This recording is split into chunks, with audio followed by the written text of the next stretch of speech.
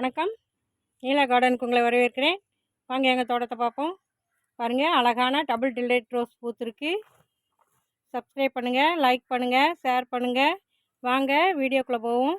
இன்றைக்கி என்ன பார்ப்போம்னா மிளகு தக்காளி பழம், மணத்தக்காளின்னு சொல்லுவாங்க, மிளகு தக்காளின்னு சொல்லுவாங்க. பாருங்கள், அழகாக காய்ச்சிருக்கு. இது ஒரு சீசன். இந்த சீசனில் நிறையா பழங்கள் வருது. பாருங்கள், இந்த பழத்தை சும்மாவே சாப்பிடலாம். நிறையா பழுத்திருக்கு. இதை வயிற்று புண்ணை ஆற்றும். இந்த கீரையாக வச்சு சாப்பிடலாம்.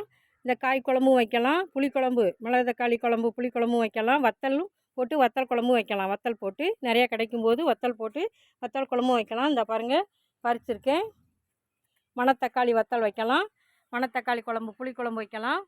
இது நல்லா வயிற்று புண்ணை ஆற்றும், வாய்ப்புண்ணை ஆற்றும். இது ஒரு தடவை நம்ம போட்டுட்டோம்னா அந்த பழங்கள் விழுந்து விழுந்து இதெல்லாம் போடாது தான் எல்லா தொட்டிகள்லேயும் இந்த மணத்தக்காளி முளைச்சிருக்கு. கீரைகள் வைக்கலாம், உடம்புக்கு நல்லது.